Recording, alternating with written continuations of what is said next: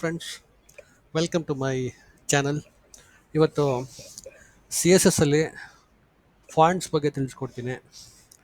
So ಬನ್ನಿ friends, ಇವಾಗ ಡೈರೆಕ್ಟಾಗಿ ಕೋಡ್ಗೆ ಹೋಗ್ಬಿಟ್ಟು ಏನೇನು ಬರುತ್ತೆ ಫಾಂಟ್ಸಲ್ಲಿ ಅಂತ ಹೇಳ್ಕೊಡ್ತೀನಿ.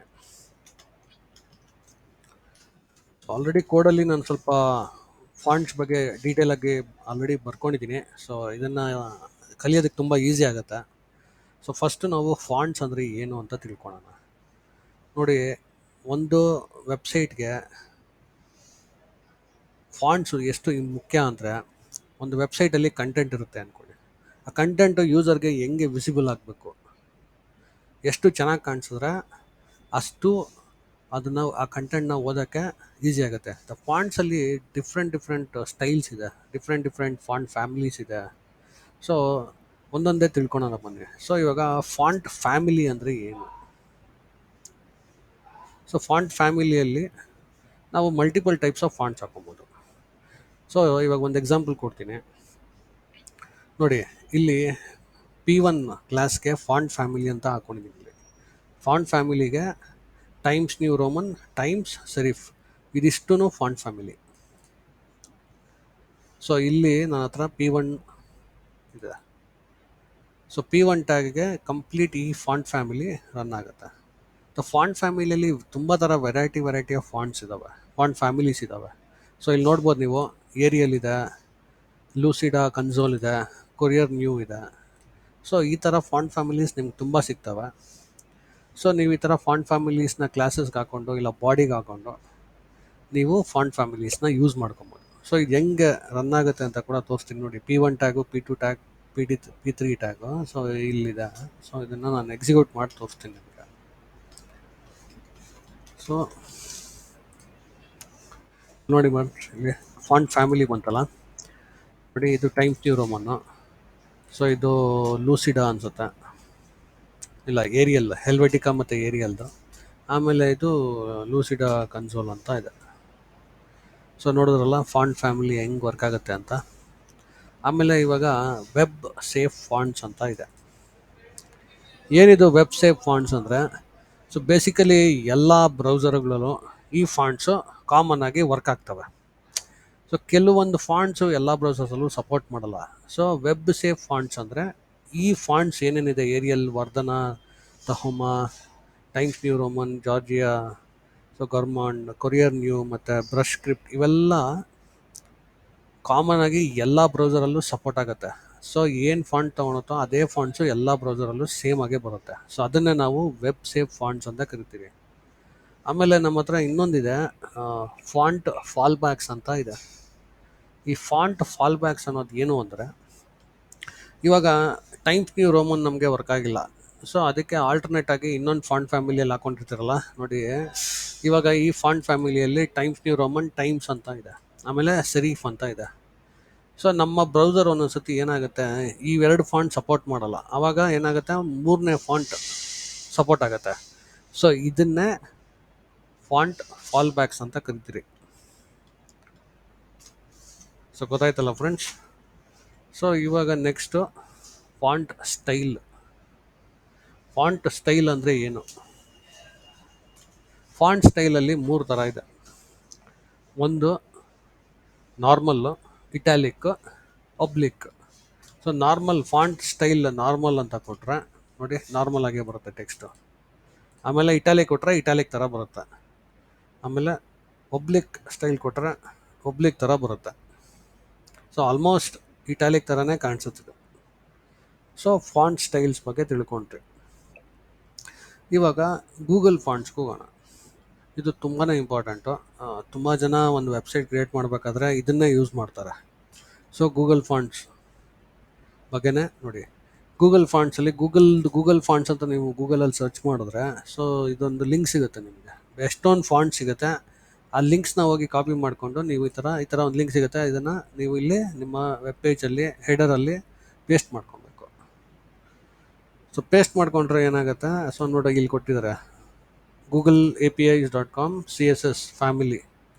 ಸೊ ಇಲ್ಲಿ 3 ಥರ ಫಾಂಟ್ಸ್ ಇದೆ. ಒಂದು ಆಡಿಯೋ ವೈಡ್ ಅಂತ ಇದೆ, ಇನ್ನೊಂದು ಸೋಫಿಯಾ ಅಂತಿದೆ, ಇನ್ನೊಂದು ಟ್ರೈ ರಾಂಗ್ ಅಂತ ಇದೆ. ಸೊ ನಾವು ಗೂಗಲಿಂದ ತೊಗೊಂಡು, ಯಾಕಂದರೆ ಇದೆಲ್ಲ ಕಾಮನ್ ಆಗಿ ನಮಗೆ ಎಲ್ಲ ಕಡೆ ಸಿಗಲ್ಲ. ಸೊ ಗೂಗಲ್ ಫಾಂಟ್ಸ್ ತೊಗೊಂಡ್ಬಿಟ್ರೆ ನಮಗೆ ತುಂಬ ಈಸಿ ಆಗುತ್ತೆ, ತುಂಬ ಚೆನ್ನಾಗಿ ಕಾಣಿಸುತ್ತೆ ವೆಬ್ಸೈಟ್ಸು. ಸೊ ಇವಾಗ ಈ ಲಿಂಕ್ ಹಾಕೊಂಡ್ಮೇಲೆ ಇದನ್ನು ನಾವು ಹೆಂಗಪ್ಪ ಯೂಸ್ ಮಾಡೋದು ಅನ್ನೋದು ಕೇಳ್ತಾ ಇರ್ತೀರ. ಸೊ ಅದಕ್ಕೆ ನೋಡಿ, ಇದೊಂದು ಫಾಂಟ್ ಫ್ಯಾಮಿಲಿ. ಸೊ ಅದಕ್ಕೆ ನಾನೇನು ಮಾಡಿದ್ದೀನಿ, H4 ಟ್ಯಾಗ್ಗೆ ಈ ಫಾಂಟ್ ಫ್ಯಾಮಿಲಿ ಹಾಕೊಂಡಿದ್ದೀನಿ. ಅದ್ರ ಪಕ್ಕದಲ್ಲಿ ಸರಿಫ್ ಇದು ವರ್ಕ್ ಆಗಿಲ್ಲ ಅಂದರೆ ಇನ್ ಕೇಸ್ ಇದು ವರ್ಕ್ ಆಗಬೇಕು. ಇದನ್ನೇ ನಾವು ಫಾಂಟ್ ಫಾಲ್ ಬ್ಯಾಕ್ ಅಂತ ಕೂಡ ಕರೀತೀವಿ. ಅವಾಗೆ ಮುಂಚೆ ಹೇಳಿದ್ನಲ್ಲ ನಿಮಗೆ. ಅದೇ ರೀತಿ ಇವಾಗ ಸೋಫಿಯಾ ಇದೆ. ಸೊ ನೋಡಿ, ಇಲ್ಲಿ ಅದೇ ಥರ ಫಾಂಟ್ ಫ್ಯಾಮಿಲಿಗೆ ಸೋಫಿಯಾ ಹಾಕೊಂಡಿದ್ದೀನಿ, ಮತ್ತು ಅದೇ ಥರ ಟ್ರೈರಂಗ್ ಇದೆ. ಸೊ ನಾವು ಇದನ್ನು ಬಾಡಿಗಾದ್ರೂ ಹಾಕೊಬೋದು, ಬೇರೆ ಯಾವ ಟ್ಯಾಗ್ಸ್ ಬೇಕಾದ್ರೂ ಸಪ್ರೇಟಾಗಿ ಕೂಡ ಹಾಕೊಬೋದು. ಸೊ ಇದನ್ನೇ ನಾವು ಪೇರಿಂಗ್ ಅಂತ ಕೂಡ ಕರಿತೀರಿ, ಫಾಂಟ್ ಪೇರಿಂಗ್ ಅಂತ. ಇವಾಗ ನಾನು ಮೇನ್ ಬಾಡಿಗೆ ಒಂದು ಫಾಂಟ್ ಫ್ಯಾಮಿಲಿ ಕೊಟ್ಟಿರ್ತೀನಿ, ಆಮೇಲೆ ಕೆಳಗಡೆ ನನಗೆ H4ಗೆ ಇನ್ನೊಂದು ಫಾಂಟ್ ಫ್ಯಾಮಿಲಿ ಬೇಕು. ಸೊ ಇದನ್ನೇ ನಾವು ಫಾಂಟ್ ಪೇರಿಂಗ್ ಅಂತ ಕರಿತೀರಿ. ಸೊ ಗೊತ್ತಾಯ್ತಲ್ಲ ಫ್ರೆಂಡ್ಸ್. ಇವಾಗ ಇನ್ನೊಂದಿದೆ, ಇವಾಗ ಸಿಂಪಲ್ಲಾಗಿ ತೋರಿಸ್ತೀನಿ. ಇವಾಗ ಇದ್ರ ಕೆಳಗಡೆ ನಾನು ಇನ್ನೊಂದು ಪ್ಯಾರಾಗ್ರಾಫ್ ಹಾಕ್ಕೊತೀನಿ.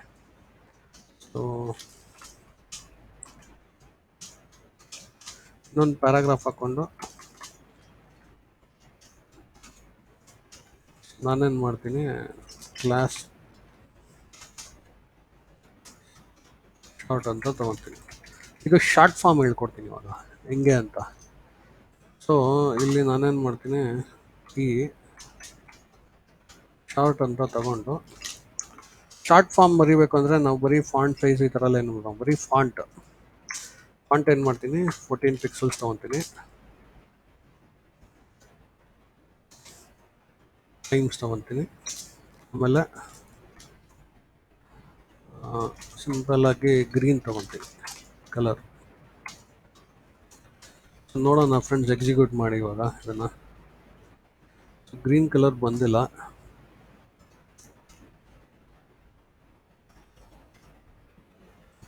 ಫಾಂಟ್ಸಲ್ಲಿ ಬರಲ್ಲ, ಆ್ಯಕ್ಚುಲಿ ಅದು ಬಾರ್ಡ್ರಲ್ಲಿ ಬರುತ್ತೆ.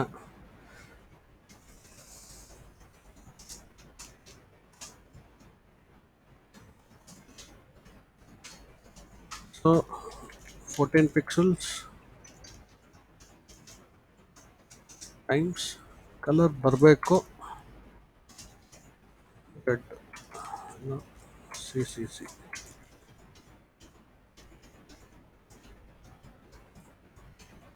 ಫಾಂಟ್ ಶಾರ್ಟ್ ಫಾರ್ಮ್ಸ್ ಕೂಡ ಹಿಂಗೆ ಬರೀತಾರೆ. ಸೊ ನೀವು ಒಂದೇ ಇದರಲ್ಲೇ ನೋಡಿ ಟೈಮ್ಸ್ ಹಾಕೊಬೋದು, ಇಲ್ಲ ಇದ್ರ ಜೊತೆಗೆ ನೀವು ಇನ್ನೊಂದು ಹಾಕೊಬೋದು. ನಾನು ಸೋಫಿಯಾ ಅಂತ ಹಾಕೊಬೋದು. ಸಾರಿ, ಇದರಲ್ಲಿ ನಾವು ಕಲರ್ಸ್ ಕೊಡೋಕ್ಕಾಗಲ್ಲ, ಕಲರ್ಸ್ಗೆ ನಾವು ಯಾವತ್ತೂ ಹಿಂಗೆ ತೊಗೊಬೇಕಾಗತ್ತೆ. ಸೊ ಇಲ್ಲಿ ನಾನು ಗ್ರೀನ್ ಅಂತ ಕೊಡ್ತೀನಿ. ಗೊತ್ತಾಯ್ತಲ್ಲ ಫ್ರೆಂಡ್ಸ್, ಶಾರ್ಟ್ ಫಾರ್ಮ್ ಹೆಂಗೆ ಇದರಲ್ಲೂ ಬರೆಯೋದು ಅಂತ. ಸೊ ಡೈರೆಕ್ಟಾಗಿ ಒಂದೇ ಫಾಂಟ್ ಅನ್ನೋ ಪ್ರಾಪರ್ಟಿಯಲ್ಲಿ ಸೈಜು ಮತ್ತು ಫಾಂಟ್ ಫ್ಯಾಮಿಲಿ ಎರಡೂ ಹಾಕೊಬೋದು ನಾವು. ಸೊ ಇಲ್ಲಿ ಇವಾಗ ಇಟಾಲಿಕ್ ಅಂತ ಹಾಕೊಳ್ತೀನಿ, ನೋಡೋಣ ಇದು ವರ್ಕ್ ಆಗುತ್ತಾ ಅಂತ. ಇದು ವರ್ಕ್ ಆಗ್ತಾಯಿಲ್ಲ. ಸೊ ಫಾಂಟ್ ಶಾರ್ಟ್ ಫಾರ್ಮಲ್ಲಿ ಸೈಜು ಮತ್ತು ಫಾಂಟ್ ಫ್ಯಾಮಿಲೀಸ್ನ ಹಾಕೊಬೋದು ನಾವು. ಸೊ ಶಾರ್ಟ್ ಫಾರ್ಮ್ ಕೂಡ ಗೊತ್ತಾಯ್ತಲ್ಲ ಫ್ರೆಂಡ್ಸ್ ಫಾಂಟ್ಸಲ್ಲಿ. ಸೊ ಬೇಸಿಕ್ಕಾಗಿ ಫಾಂಟಲ್ಲಿ website fonts, font family, font fall back, Google fonts, ಇಷ್ಟು ಮೇನ್ ಇಂಪಾರ್ಟೆಂಟು ನೋಡಿ. ಇಷ್ಟು ನೀವು ತಿಳ್ಕೊಂಡ್ರೆ CSS ಫಾಂಟ್ಸಲ್ಲಿ ಬೇಸಿಕ್ಕಾಗಿ, ಸೊ ನೀವು ಕಂಪ್ಲೀಟಾಗಿ CSS ಫಾಂಟ್ಸ್ ಕಲ್ತಂಗೆ. ಸೊ ತುಂಬ ಇನ್ ಡೀಟೇಲಾಗಿ ಹೋಗೋ ಅವಶ್ಯಕತೆ ಇಲ್ಲ. Main Google A P I fonts, Google fonts ಅಂತ ಕರೀತಾರೆ ಅದನ್ನು. ನೀವು ಬ್ರೌಸರ್ಗೆ ಹೋಗ್ಬಿಟ್ಟು ಗೂಗಲ್ ಫಾಂಟ್ಸ್ ಅಂತ ಕರೆದ್ರೆ ನೋಡಿ ತೋರಿಸ್ತೀನಿ ನಿಮಗೆ. ಗೂಗಲ್ ಫಾಂಟ್ಸ್ ಅಂತ ಕೊಡ್ತೀನಿ. ಸೊ ಇಲ್ಲಿ fonts.google.com ಅಂತ ಏನೋ ಸಿಗುತ್ತೆ ನಿಮಗೆ ನೋಡಿ, ತುಂಬ ಫಾಂಟ್ಸ್ ಸಿಗ್ತವೆ. ಸೊ ಇದನ್ನು ಯಾವುದಾದ್ರೂ ಒಂದು ಇದು ಮಾಡಿಕೊಂಡು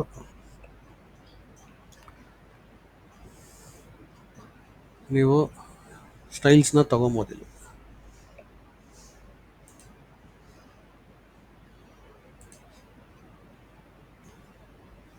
ನೋಡಿ ಇಲ್ಲಿದೆ ಡೌನ್ಲೋಡ್ ಫ್ಯಾಮಿಲಿ ಅಂತ. ಈ ಫ್ಯಾಮಿಲಿನ ನೀವು ಡೌನ್ಲೋಡ್ ಮಾಡ್ಕೊಂಡು ಲಿಂಕ್ ಹಾಕ್ಕೊಂಡ್ರೆ ಆಯಿತು, ಸಿಂಪಲ್ಲಾಗಿ ನೋಡಿ. ಈ ಜಿಪ್ ಫೈಲ್ ಡೌನ್ಲೋಡ್ ಆಯಿತು. ಸೊ ನಿಮಗೆ ಈಸಿಯಾಗಿ ಆ ಫಾಂಟ್ ಫ್ಯಾಮಿಲೀಸ್ನ ನೀವು ಇನ್ಕ್ಲೂಡ್ ಮಾಡ್ಕೊಬೋದು ಈ ಥರ. ಸೊ ಗೊತ್ತಾಯ್ತಲ್ಲ ಫ್ರೆಂಡ್ಸ್, ಈ ಗೂಗಲ್ ಫಾಂಟ್ಸ್ ಬಗ್ಗೆ ಇದನ್ನು ಹೆಂಗೆ ಇಂಪ್ಲಿಮೆಂಟ್ ಮಾಡೋದು ಅನ್ನೋದು ಇನ್ನೂ ಡೀಟೇಲಾಗಿ ಹೇಳ್ಕೊಡ್ತೀನಿ ಮುಂದೆ. ಸೊ ಇವಾಗ CSS ಅಲ್ಲಿ ಜಸ್ಟ್ ಫಾಂಟ್ಸ್ ಅಂದರೆ ಏನು ಅಂತ ತಿಳ್ಕೊಂಡಿದ್ದೀರಲ್ಲ. ಸೊ CSS ಅಲ್ಲಿ ಬೇಸಿಕ್ಕಾಗಿ ಇಷ್ಟು ತಿಳ್ಕೊಂಡ್ರೆ ಸಾಕು. ಈ ವಿಡಿಯೋ ಇಷ್ಟ ಆದರೆ ಲೈಕ್ ಮಾಡಿ, ಶೇರ್ ಮಾಡಿ, ಸಬ್ಸ್ಕ್ರೈಬ್ ಮಾಡಿ, ಹಾಗೆ ಮತ್ತು ಬೆಲ್ ಐಕಾನ್ನ ಕ್ಲಿಕ್ ಮಾಡಿ.